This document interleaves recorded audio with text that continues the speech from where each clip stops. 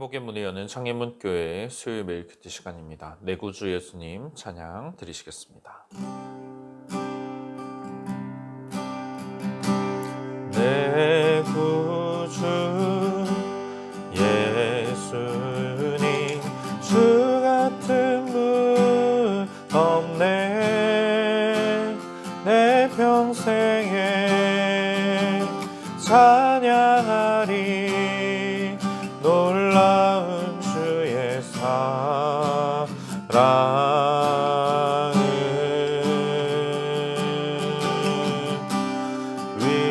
위로사 되시며 피난처 되신 주님, 나의 영혼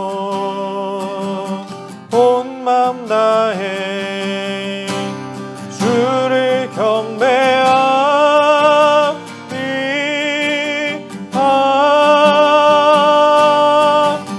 온 땅이여 주님께 외쳐라. 능력과 위엄의 왕 되신 주, 산과 바다 소리쳐 주의 이름을 높이리. 주행하니 기뻐 노래하며 영원히 주님을 사랑하리라. 신실하신 주의 약속 나봐 안네.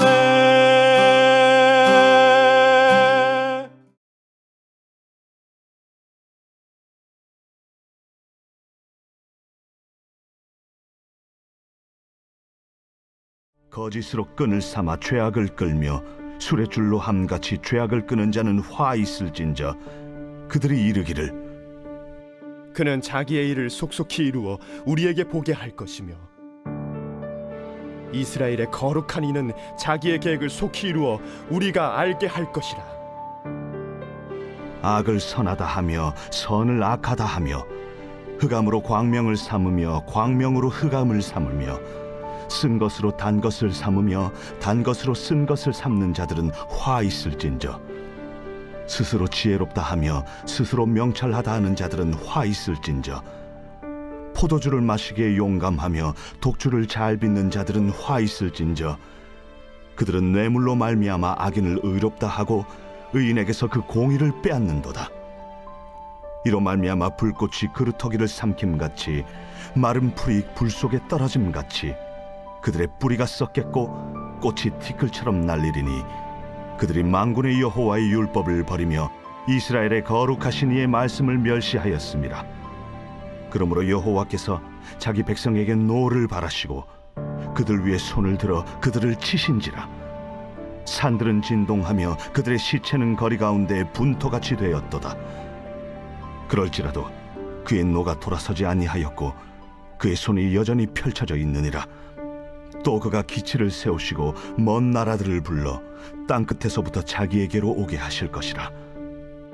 보라, 그들이 빨리 달려올 것이로되 그 중에 곰핍하여 넘어지는 자도 없을 것이며 조는 자나 자는 자도 없을 것이며 그들의 허리띠는 풀리지 아니하며 그들의 들매끈은 끊어지지 아니하며 그들의 화살은 날카롭고 모든 활은 당겨졌으며 그들의 말굽은 부싯돌 같고 병거 박히는 회오리 바람 같을 것이며 그들의 부르짖음은 암사자 같을 것이요 그들의 소리 지름은 어린 사자들과 같을 것이라. 그들이 부르짖으며 먹이를 움켜 가져가 버려도 건질 자가 없으리로다. 그날에 그들이 바다 물결 소리같이 백성을 향하여 부르짖으리니 사람이 그 땅을 바라보면 흑암과 고난이 있고 빛은 구름에 가려서 어두우리라.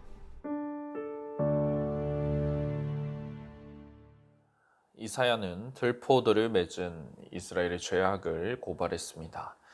그들이 탐욕과 방탕으로 하나님 앞에 악취를 풍겼고 바라는 열매 대신 이것들을 보신 하나님께서는 화가 있을 것이다 말씀을 하셨습니다. 이제 이어지는 세 번째 화 있을진저 왜곡에 대해서 고발하고 있습니다.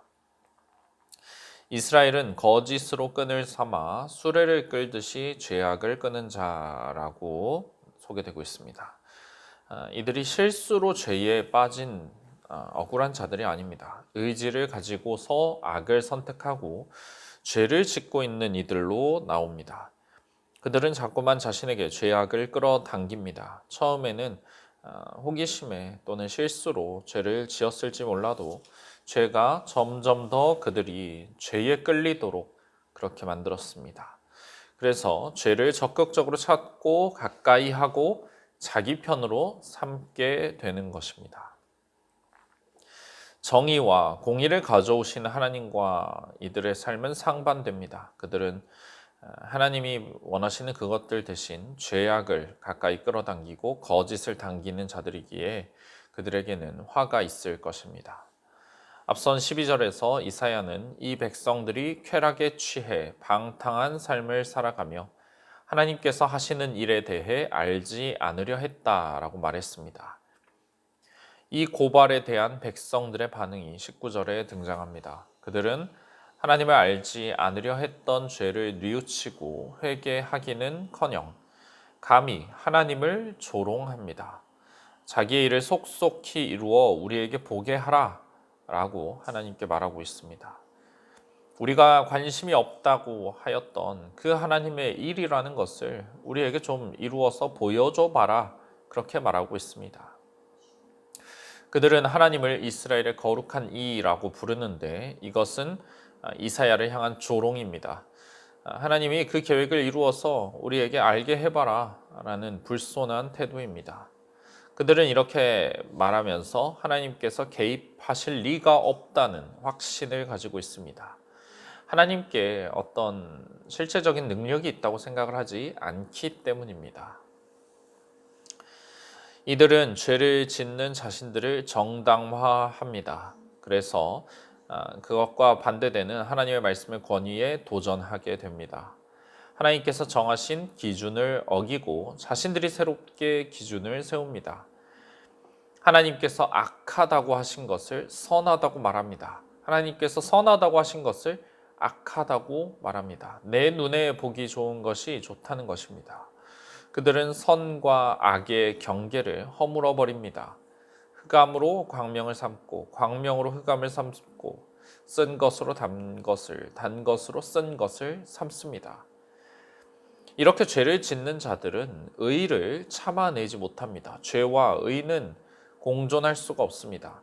그래서 자신들만 죄를 짓는 것으로는 만족하지 못하고 의를 없애고자 합니다. 죄가 옳은 것이 되도록 세상을 바꿔놓으려고 하는 것입니다. 하나님의 말씀을 대적하는 죄인들은 모두 이런 일을 하고 있습니다. 하나님께서 죄라고 규정하신 것들을 자기들만 하면 될 것인데 꾸역꾸역 다른 사람들에게도 이것이 옳다고 주장하면서 인정을 받으려고 하지 않습니까? 그 중에 대표적인 예가 동성애일 것입니다. 하나님의 말씀을 거스르는 죄를 자연스럽고 옳은 것이다. 그렇게 여기게 만듭니다. 죄라고 말하는 것이 나쁜 일이다. 이렇게 만들려는 모습, 왜곡의 대표적인 예 중 하나입니다.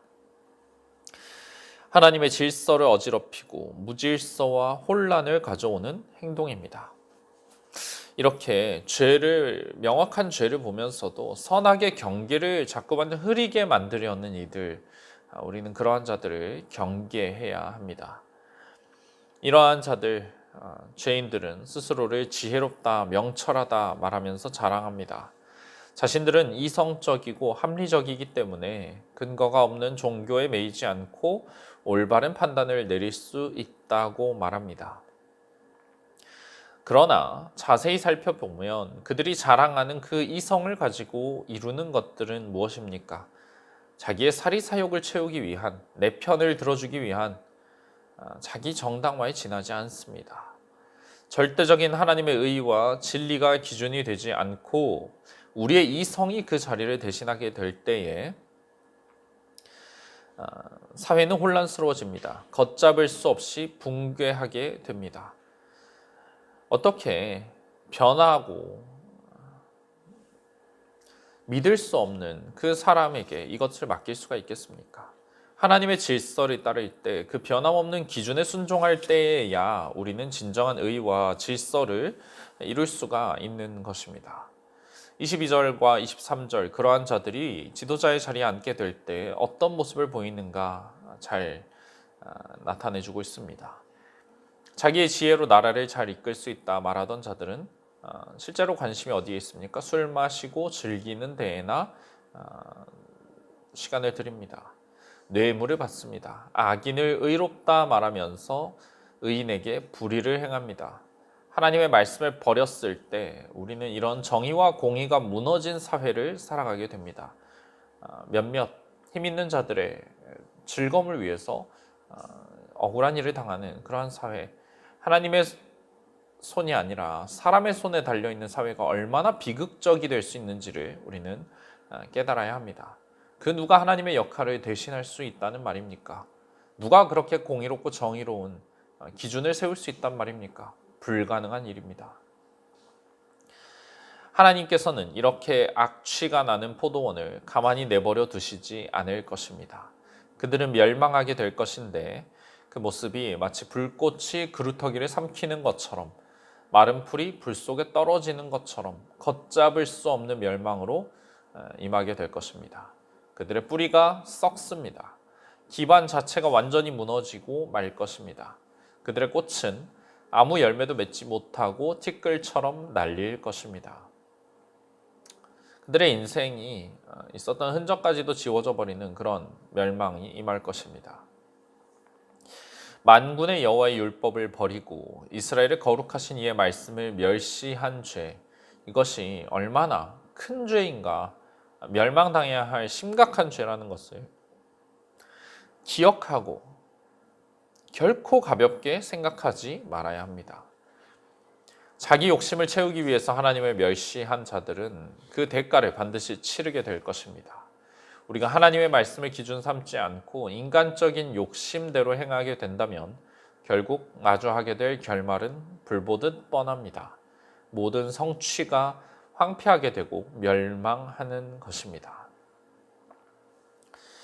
하나님께서는 말씀을 거부한 자기 백성에게 진노하십니다.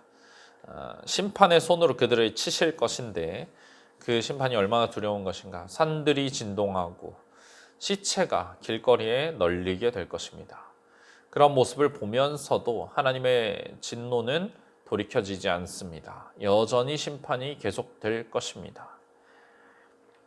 하나님께서는 포도원을 보호하던 울타리와 담을 거두십니다. 그러면 보호되던 포도원이 무방비로 놓이게 되고 짐승 같은 먼 나라의 군대가 쳐들어와서 이스라엘을 유린할 것입니다. 그들이 하나님의 부르심을 듣고 빨리 달려옵니다. 조롱한 자들이 우리에게 하나님의 일을 보여봐라 말했던 것이 이렇게 이루어집니다. 너희를 향한 하나님의 계획은 심판과 멸망이다 말씀하십니다.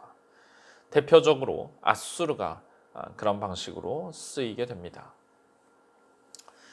이스라엘이 두려워하였던 열방의 강한 나라들, 하나님보다 이런 나라들이 더 두렵지 여겼던 그 나라들이 사실은 하나님의 손에 붙들린 도구에 불과하다는 사실을 그들은 깨닫게 될 것입니다. 강한 제국들, 그들의 군대, 지도자들이 세상을 뒤흔들 힘이 있는 것처럼 보여도 실상은 하나님의 명령에 따라서 이리저리 움직이고 치는 그런 이들일 뿐입니다. 이방의 군대, 하나님의 심판의 도구로 쓰이는 군대는 매우 강력합니다. 빨리 달려오는데 그 중에 발이 걸려서 넘어지는 자도 없고 졸거나 자는 자도 없이 군기가 바짝 들어 있습니다. 허리띠와 신발끈도 굳게 메어져서 풀리지 않습니다. 전쟁의 준비가 완벽하게 되어 있는 모습입니다. 날카로운 화살이 당겨져서 날아올 준비를 하고 있고 말굽은 부싯돌처럼 단단하며 병거 바퀴는 회오리 바람처럼 빨리 돌아가고 있습니다.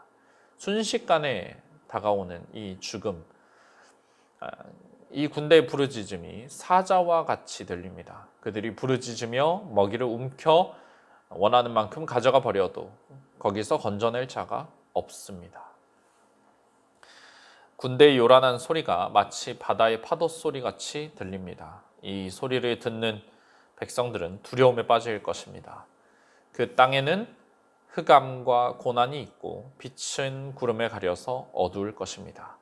아무런 소망이 없는 것입니다. 그런 심판이 임하고 나서야 그들은 하나님의 보호가 얼마나 강력한 것이었는가, 우리 하나님의 사랑하심, 보살피심, 그것이 얼마나 세심했는가를 깨닫게 될 것입니다. 그리고 이것들을 떠나보냈을 때, 하나님께 거역했을 때 내려지는 심판이 얼마나 두려운 것인지도 알게 될 것입니다. 하나님을 조롱하는 자들, 진리를 왜곡하려는 자들, 내가 기준이 되고 내가 주인이 되고 나를 따르라 말하는 자들 반드시 멸망하게 될 것입니다. 그러니 우리는 우리가 속한 어떤 공동체, 속한 사회, 속한 나라, 그러한 곳이 되지 않도록 위하여 반드시 기도해야 할 것입니다. 하나님의 말씀만이 기준이 되고 하나님이 바라시는 일들이 우리의 바람이 되는 그러한 오늘 이 하루가 되기를 소망합니다. 주신 말씀 기억하며 주님 앞에 기도하시겠습니다.